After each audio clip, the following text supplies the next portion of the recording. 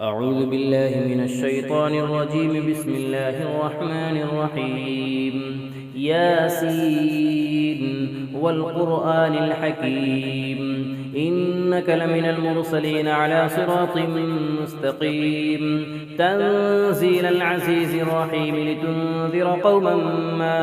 أنذر آباؤهم فهم غافلون لقد حق القول على أكثرهم فهم لا يؤمنون إنا جعلنا في أعناقهم أغلالا فهي إلى الأذقان فهم مقمحون وجعلنا من بين أيديهم سدا ومن خلفهم سدا فأغشيناهم فهم لا يبصرون وسواء عليهم أأنذرتهم أم لم تنذرهم لا يؤمنون إنما تنذر من اتبع الذكر وخشي الرحمن بالغيب فبشره بمغفرة وأجر كريم إنا نحن نحيي الموتى ونكتب ما قدموا وآثارهم وكل شيء أحصيناه في إمام مبين واضرب لهم مثلا أصحاب القرية إذ جاءها المرسلون إذ أرسلنا إليهم 2 فكذبوهما فعززنا بثالث فقالوا إنا إليكم مرسلون قالوا ما أنتم إلا بشر مثلنا وما أنزل الرحمن من شيء إن أنتم إلا تكذبون قالوا ربنا يعلم إنا إليكم لمرسلون وما علينا إلا البلاغ المبين قالوا إنا تطيرنا بكم لئن لم تنتهوا لنرجمنكم وليمسنكم منا عذاب أليم قالوا طائركم معكم أئن ذكرتم بل أنتم قوم مسرفون وجاء من أقصى المدينة رجل يسعى قال يا قوم اتبعوا المرسلين اتبعوا من لا يسألكم أجرا وهم مهتدون وما لي لا أعبد الذي فطرني وإليه ترجعون أأتخذ من دونه آلهة إن يردني الرحمن بضر لا تغن عني شفاعتهم شيئا ولا ينقذون إني إذا لفي ضلال مبين إني آمنت بربكم فاسمعون قيل ادخل الجنة قال يا ليت قومي يعلمون بما غفر لي ربي وجعلني من المكرمين وما أنزلنا على قومه من بعده من جند من السماء وما كنا منزلين إن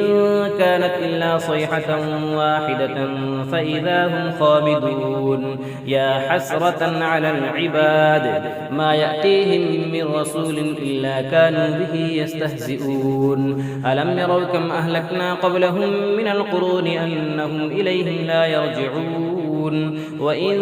كل لما جميع لدينا محضرون وآية لهم الأرض الميتة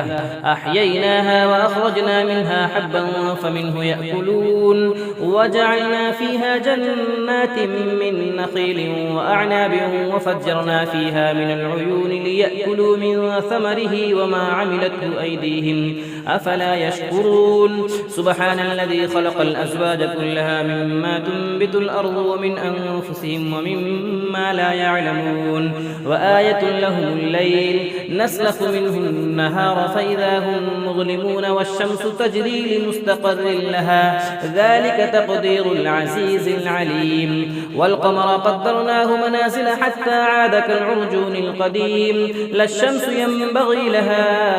أن تدرك القمر ولا الليل سابق النهار وكل في فلك يسبحون وآية لهم أنا حملنا ذريتهم في الفلك المشحون وخلقنا لهم من مثله ما يركبون وإن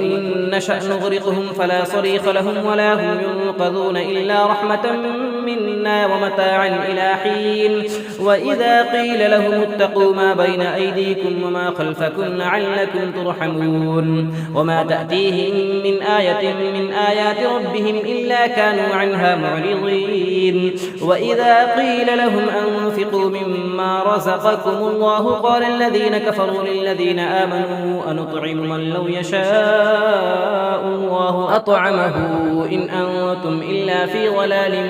مبين ويقولون متى هذا الوعد إن كنتم صادقين ما ينظرون إلا صيحة واحدة تأخذهم وهم يخصمون فلا يستطيعون توصية ولا إلى أهلهم يرجعون ونفخ في الصور فإذا هم من الأجداث إلى ربهم ينسلون قالوا يا ويلنا من بعثنا من مرقدنا هذا ما وعد الرحمن وصدق المرسلون إن كانت إلا صيحة واحدة فإذا هم جميع لدينا محضرون فاليوم لا تظلم نفس شيئا ولا تجزون إلا ما كنتم تعملون إن أصحاب الجنة اليوم في شغل فاكهون هم وأزواجهم في ظلال على الأرائك